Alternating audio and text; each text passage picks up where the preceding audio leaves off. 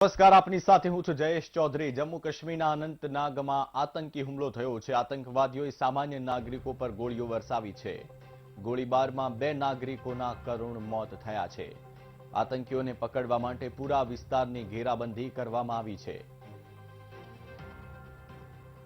તો આતંકી હુમલામાં 2 નિર્દોષ નાગરિકોના મોતના સમાચાર। જો કે આતંકીઓને પકડવા માટે આસપાસના વિસ્તારની ઘેરાબંધી કરવામાં આવી છે।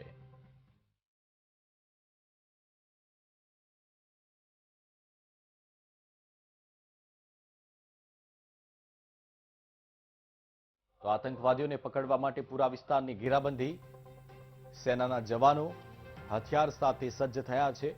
અનંતનાગમાં આતંકી હુમલો થયો, જેમાં આતંકવાદીઓએ સામાન્ય લોકો પર ફાયરિંગ કર્યું, જેમાં 2 નિર્દોષ લોકોના મોત થયા છે।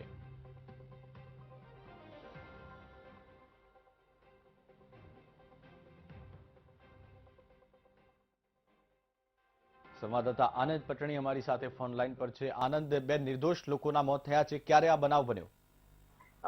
જમ્મુ કાશ્મીરના અનંતનાગમાં વહેલી સવારે એક આતંકી હુમલો થયો છે અને આતંકી હુમલામાં આતંકવાદીઓએ આ વખતે સામાન્ય નાગરિકોને પોતાના નિશાન બનાવ્યા છે અને સામાન્ય નાગરિકો ઉપર ગોળીબાર કર્યો હતો, જેમાં 2 નિર્દોષ વ્યક્તિઓના કરુણ મોત નીપજ્યા છે। જો કે ભારતીય સેના જે છે એ સતર્ક બની છે અને સમગ્ર વિસ્તારને કોર્ડન કરી લેવામાં આવ્યો છે અને આતંકવાદીઓ કેટલા છે અને એમની પાસે કેટલી માત્રામાં હથિયારો છે તેની તમામ વિગતોની તપાસણી કરીને તેમને કોર્ડન કરીને ઝડપી લેવા અથવા તો તેમનું એન્કાઉન્ટર કરવા માટે સજ્જ બની છે।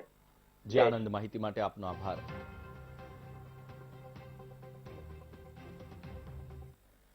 તો પીએનબી કૌભાંડના આરોપી અને ભાગેડો મેહુલ ચોકસીને ભારત લાવવા માટે હજી થોડી રાહ જોવી પડી શકે છે, કારણ કે મેહુલ ચોકસીના પ્રત્યાર્પણનો મામલો ડોમિનિકામાં કાનૂની પેચ ફસાયો છે। સૂત્રો તરફથી મળતી માહિતી પ્રમાણે ભારતીય અધિકારીઓ સમગ્ર ઘટનાક્રમ પર નજર રાખી રહ્યા છે અને આગામી સપ્તાહે એક વરિષ્ઠ અધિકારી ડોમિનિકાની મુલાકાત લઈ શકે છે। મળતી માહિતી પ્રમાણે ત્રિનિદાદ અને ટોબાગોમાં સ્થિત ભારતીય હાઈ કમિશનના અરુણકુમાર સાહુ મેહુલ ચોકસીના ભારત પ્રત્યાર્પણની સંભાવનાઓ પર ચર્ચા કરવા માટે આગામી સપ્તાહે ડોમિનિકાની યાત્રાએ જશે। સાહુ સમગ્ર ઘટનાક્રમ પર નજર રાખી રહ્યા છે અને ભારતમાં અન્ય વરિષ્ઠ અધિકારી પણ મેહુલ ચોકસીના પ્રત્યાર્પણ માટે નવો તરીકો શોધવાની કોશિશમાં છે।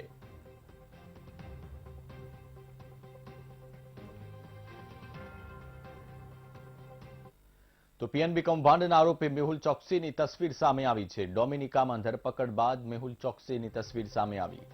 મેહુલ ચોકસીના વકીલે તસવીર સોશિયલ મીડિયામાં શેર કરતા લખ્યું છે કે મેહુલ ચોકસી સામે મારપીટ થયાનો પણ આક્ષેપ છે। ફોટામાં મેહુલ ચોકસીના હાથમાં ઈજાના નિશાન પણ જોવા મળ્યા છે। મેહુલ ચોકસીનું એન્ટીગુઆથી અપહરણ થયું હોવાનો વકીલે દાવો કર્યો છે। તો ચોકસીને માર મારી ડોમિનિકા લાવવામાં આવ્યાનો વકીલે દાવો કર્યો છે। સંવાદદાતા જયેશ ચૌહાણ અમારી સાથે ફોન લાઈન પર છે। જયેશ, શું વધુ વિગત છે?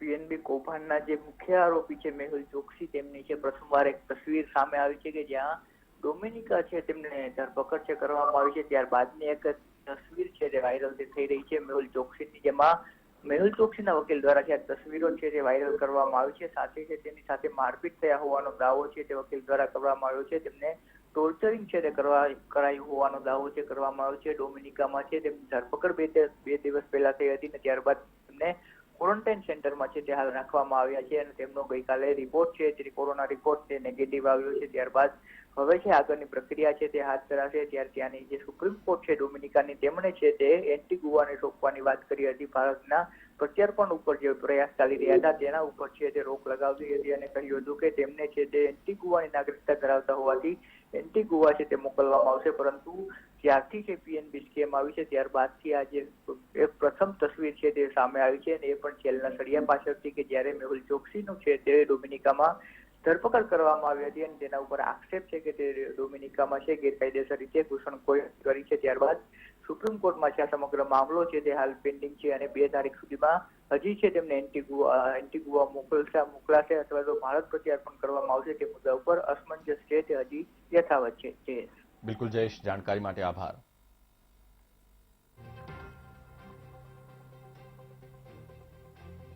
તો આ તરફ સેન્ટ્રલ વિસ્ટા પ્રોજેક્ટને લઈને વિવાદ યથાવત છે. પ્રોજેક્ટ મુદ્દે દિલ્હી હાઈકોર્ટ આપી શકે છે કોઈ મહત્વનો નિર્ણય. આવતીકાલે દિલ્હી હાઈકોર્ટમાં સુનાવણી હાથ ધરાશે. સેન્ટ્રલ વિસ્ટા પ્રોજેક્ટ પર રોક લગાવવા માટે અરજી કરાઈ છે. તો અરજદારની દિલ્હી હાઈકોર્ટમાં રજૂઆત. કોરોના કાળમાં પ્રોજેક્ટને આગળ વધારવા મંજૂરી ન આપવી જોઈએ તેવી રજૂઆત કરાઈ છે. 20,000 કરોડના ખર્ચે તૈયાર થઈ રહ્યો છે સેન્ટ્રલ વિસ્ટા પ્રોજેક્ટ. સંસદ ભવન, પીએમ આવાસ, ઉપરાષ્ટ્રપતિ આવાસ બનાવવામાં આવશે.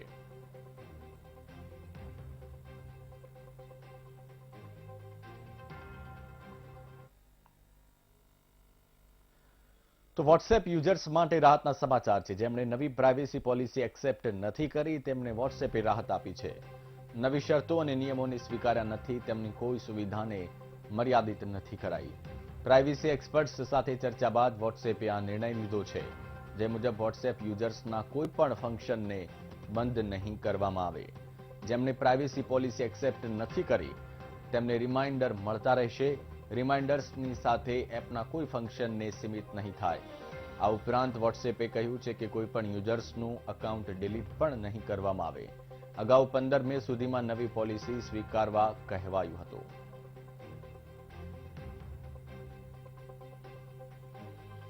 સંવાદદાતા સંજય ચૌધરી અમારી સાથે ફોન લાઈન પર છે. સંજય, વોટ્સએપ જે યુઝર્સ છે એમના માટે રાહતના સમાચાર છે.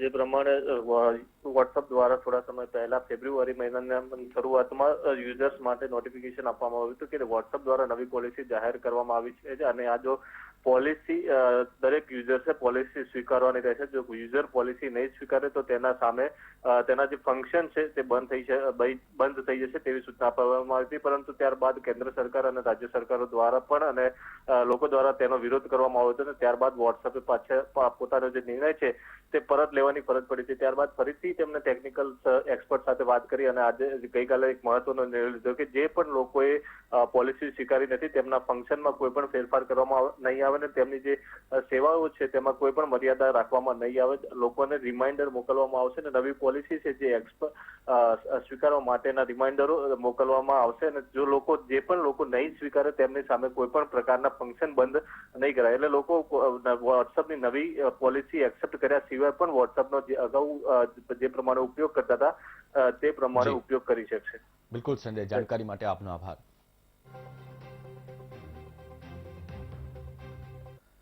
કોરોનાથી અનેક ઘરમાં કમાણી કરનાર વ્યક્તિઓના મોત થયા છે. કેન્દ્ર સરકાર આવા પરિવારોને આર્થિક સહાય આપશે. આવા પરિવારોને કેન્દ્ર સરકાર પેન્શન આપશે. 24 માર્ચ 2020 થી 24 માર્ચ 2022 સુધીના તમામ કેસને લાભ મળશે. સરેરાશ દૈનિક વેતનના 90% જેટલું પેન્શન આપવામાં આવશે. મહત્તમ વીમા લાભની રકમ 6 લાખથી વધારી 7 લાખ કરાઈ છે. લઘુત્તમ વીમા લાભની રકમ રૂપિયા 2.5 લાખ કરાઈ છે.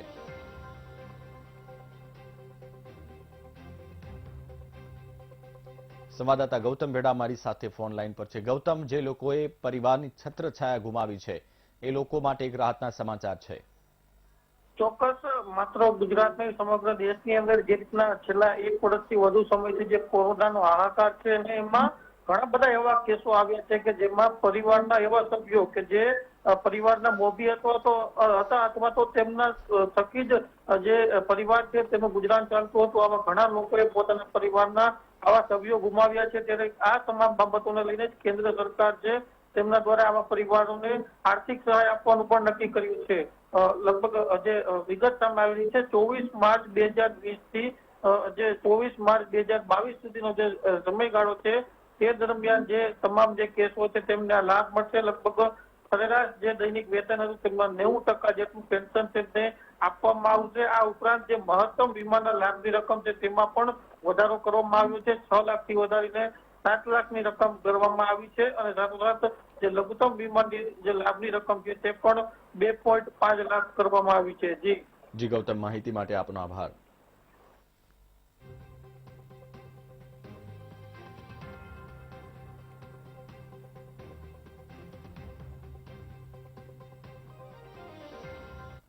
તો કોરોના મહામારીને ધ્યાને લઈને સરકારે જાહેરાત કરી છે. રાજ્યમાં વધુ 300 ટન મેડિકલ ઓક્સિજન ઉત્પાદન કરવામાં આવશે. પ્રેશર સ્વિંગ એબ્ઝોર્પ્શન પ્લાન્ટ શરૂ કરવામાં આવશે. મેડિકલ ઓક્સિજન મામલે રાજ્યને આત્મનિર્ભર બનાવશું તેવું નિવેદન મુખ્યમંત્રી વિજય રૂપાણીએ આપ્યું છે.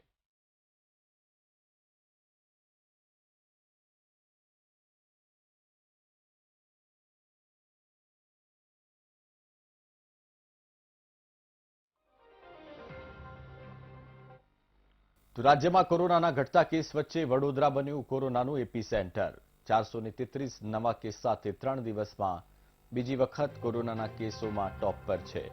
અમદાવાદ કરતાં પણ વડોદરામાં વધુ કેસ નોંધાયા છે.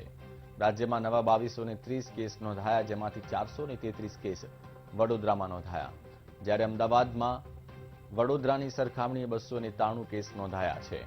રાજ્યમાં સૌથી વધુ કેસ વડોદરામાં નોંધાયા છે.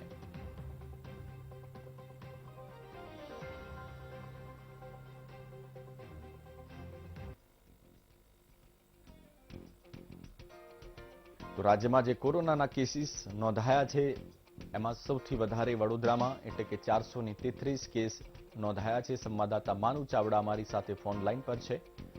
માનુ, જે કેસીસ છે એ સૌથી વધારે વડોદરામાં નોંધાયા છે. સ્થાનિક પ્રશાસન કેવી કામગીરી કરી રહ્યું છે અને શું હાલ પણ ટેસ્ટિંગ માટેની કતારો જોવા મળી રહી છે કે કેમ?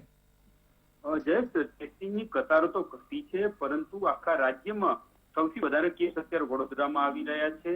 433 નવા કેસ ગઈકાલે વડોદરામાં બીજી વખત આ ટોપ પર છે એવા નોંધાયા છે. અમદાવાદ કરતા પણ વડોદરામાં વધુ કેસ નોંધાઈ રહ્યા છે. રાજ્યમાં નવા કેસ 2230 નોંધાયા છે, જેની સામે 433 કેસ માત્ર વડોદરા એકલાના છે. વડોદરામાં અમદાવાદની સરખામણીએ પણ 293 કેસ વધારે નોંધાયા છે. રાજ્યમાં સૌથી વધુ કેસ અત્યારે વડોદરામાં નોંધાઈ રહ્યા છે. અગાઉ કરતા કેસો ચોક્કસ ઘટ્યા છે, પરંતુ રાજ્યના અન્ય શહેરો કરતા સૌથી વધારે કેસ આજે પણ વડોદરામાં આવી રહ્યા છે. એનું કારણ એકમાત્ર એ પણ હોઈ શકે કે બજારોમાં થઈ રહેલી ભીડ, જે રીતે છૂટછાટ મળી રહી છે, લોકો બહાર નીકળી રહ્યા છે, એના કારણે સંક્રમણ સતત થઈ રહ્યું છે. એટલે અત્યારે હાલ આખા રાજ્યમાં સૌથી વધારે સંક્રમણ વડોદરામાં સરકારી આંકડા ઉપરથી જોવા મળી રહ્યું છે. જી માનુ, જાણકારી માટે આપનો આભાર.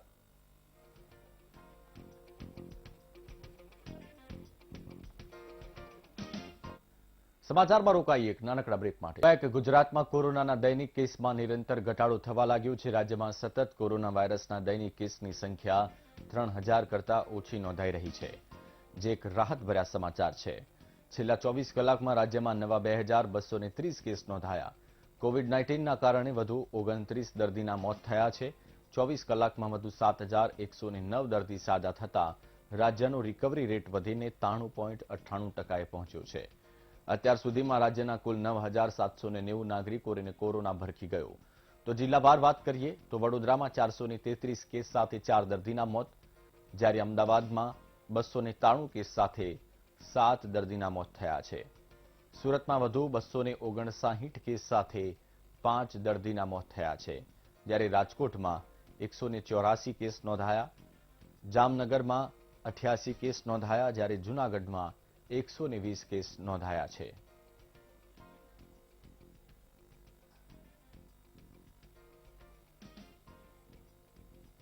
તો રાજ્યમાં નવા 2230 કેસ નોંધાયા છે. કોરોનાની બીજી લહેરના વળતા પાણી, દિવસે ને દિવસે કેસીસ છે એની સંખ્યા ઘટતી જોવા મળી રહી છે. જો કે કોરોનાની બીજી લહેર પ્રથમ લહેર કરતા ખૂબ જ ભયાનક સાબિત થઈ, પરંતુ હાલ સ્થિતિ સુધરતી હોય તેવું લાગી રહ્યું છે. ભારતમાં કોરોનાના દૈનિક કેસમાં ફરી ઘટાડો થયો છે. એક દિવસમાં દેશમાં કોરોનાના નવા 1,65,144 કેસ નોંધાયા. દેશમાં એક દિવસની અંદર કોરોનાથી 2,64,342 દર્દી રિકવર થયા છે, જ્યારે ભારતમાં કોરોનાથી એક દિવસમાં 3,463 લોકોના મૃત્યુ થયા છે. ભારતમાં કોરોનાના એક્ટિવ કેસની સંખ્યા 21,09,497 પર પહોંચી, તો કુલ કેસ 2,78,93,472 થયા. દેશમાં કોરોનાથી રિકવર દર્દીઓની કુલ સંખ્યા 2,54,46,820 થઈ, જ્યારે કુલ મૃત્યુઆંક 3,25,998.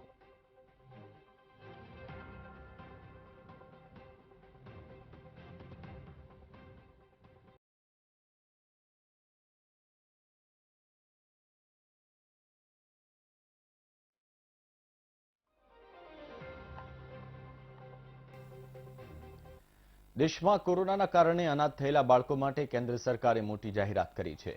ત્યારે મુખ્યમંત્રી રૂપાણીએ પણ જાહેર કરેલી આ યોજનામાં કોરોનાથી નિરાધાર થયેલા બાળકોને તેમની ઉંમર 18 વર્ષની થાય ત્યાં સુધી દર મહિને બાળક દીઠ 4,000 રૂપિયાની માસિક સહાયતા આપવામાં આવશે. આ ઉપરાંત 18 વર્ષ પૂર્ણ કર્યા હોય અને તેમના માતા પિતા મૃત્યુ પામ્યા હોય તેમને પણ આફ્ટર કેર યોજના અંતર્ગત 21 વર્ષની ઉંમર સુધી 6,000 રૂપિયા માસિક અપાશે. 21 વર્ષથી 24 વર્ષ સુધી આફ્ટર કેર યોજનામાં પણ જે લોકો જોડાયેલા હશે તે બાળકોને પણ 6,000 રૂપિયા માસિક આપવામાં આવશે. તેમજ જે બાળકોને વિદેશમાં ભણવા જવાનું થશે તેમને કોઈ પણ જાતની આવકની મર્યાદામાંથી મુક્તિ આપવામાં આવશે. તેમજ 14 વર્ષથી ઉપરની વયના બાળકો માટે વોકેશનલ તાલીમ અને 18 વર્ષથી ઉપરના બાળકોને સ્કિલ ડેવલપમેન્ટ તાલીમ આ મુખ્યમંત્રી બાલ સેવા યોજના અન્વયે સરકારી ખર્ચે અગ્રતાના ધોરણે અપાશે. તો જે દીકરીઓએ પોતાના માતા પિતા ગુમાવ્યા છે તેવી નિરાધાર થયેલી કન્યાઓને શિક્ષણ માટે કેન્દ્ર અને રાજ્ય સરકાર દ્વારા સંચાલિત કસ્તુરબા ગાંધી બાલિકા વિદ્યાલય નિવાસી શાળાઓમાં પ્રવેશ માંગતા પ્રાયોરિટી અપાશે. સાથે હોસ્ટેલ ખર્ચ પણ અપાશે.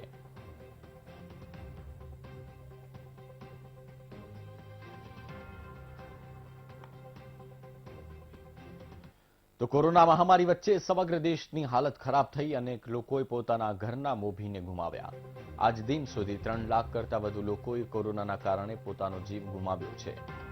પ્રધાનમંત્રીએ કોરોનાથી અનાથ થયેલા બાળકો માટે મહત્વની જાહેરાત કરી છે.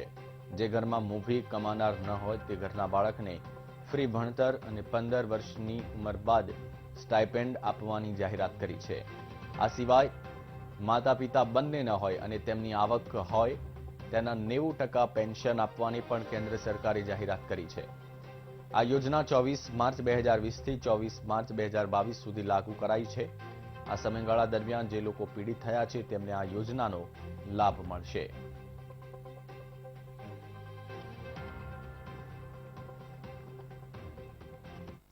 તો કોરોનાની મહામારીમાં દેશમાં અનેક બાળકોએ પોતાના માતા પિતાની છત્રછાયા ગુમાવી.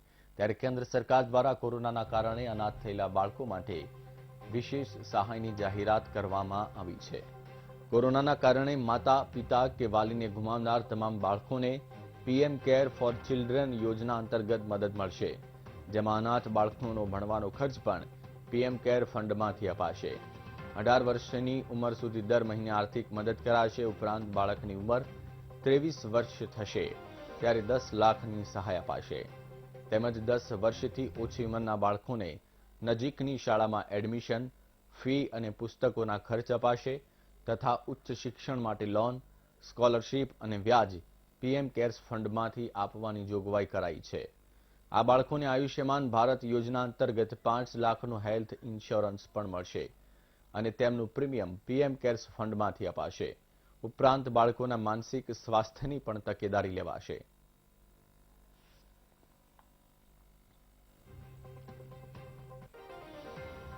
આ સાથે રોકાઈએ એક બ્રેક માટે. Welcome back. ખાદ્ય તેલના ભાવ નીચા લાવવા માટે વાયદા બંધ કરવાની માંગ કરવામાં આવી છે. Gujarat state edible oil and seeds એસોસિએશને રજૂઆત કરી છે. પ્રમુખ સમીર શાહે કેન્દ્રીય મંત્રી પિયુષ ગોયલને પત્ર લખ્યો છે. તાત્કાલિક અસરથી વાયદા બજાર પર પ્રતિબંધની માંગ કરી છે.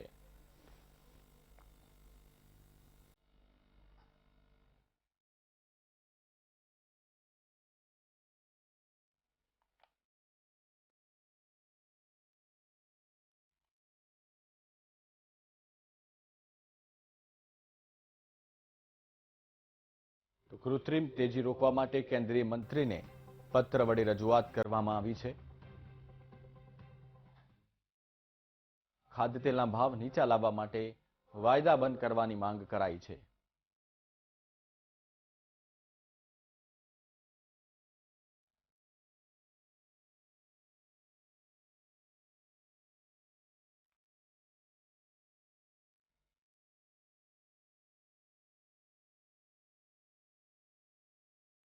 તો સમીર શાહ દ્વારા પત્રમાં કઈ કઈ બાબતોનો ઉલ્લેખ કરવામાં આવ્યો છે?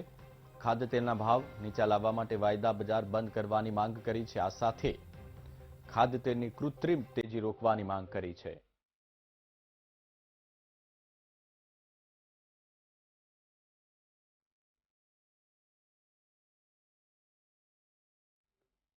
સિંગ તેલના ડબ્બાનો ભાવ 2550 થી 2600 રૂપિયા હાલ થયો છે. 10 દિવસમાં સિંગ તેલના ભાવમાં 130 રૂપિયાની આસપાસ ઘટાડો થયો છે. કપાસિયા તેલના ડબ્બાનો ભાવ 2360 થી 2400 રૂપિયા થયો છે. તો કપાસિયામાં પણ રૂપિયા 100નો ઘટાડો થયો છે.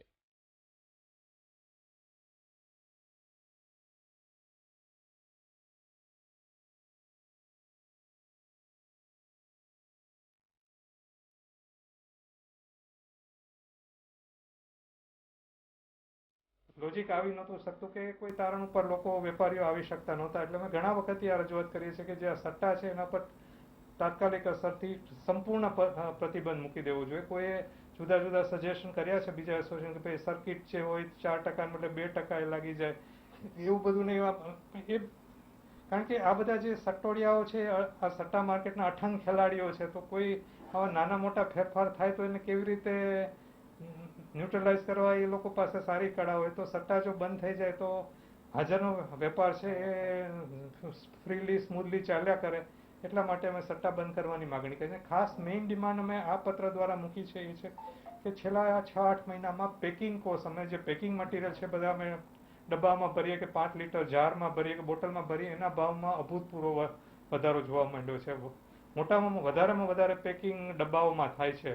એ ખાલી ડબ્બાનો ભાવ જે 1 વર્ષ પહેલા 65 થી 67 રૂપિયા રહેતો એ અત્યારે 98 થી 100 રૂપિયા જેવો ચાલે છે. તો આનો અટકતરો માર કે સીધો માર કે વપરાશકારો પર, ગ્રાહકો ઉપર જ પડે છે.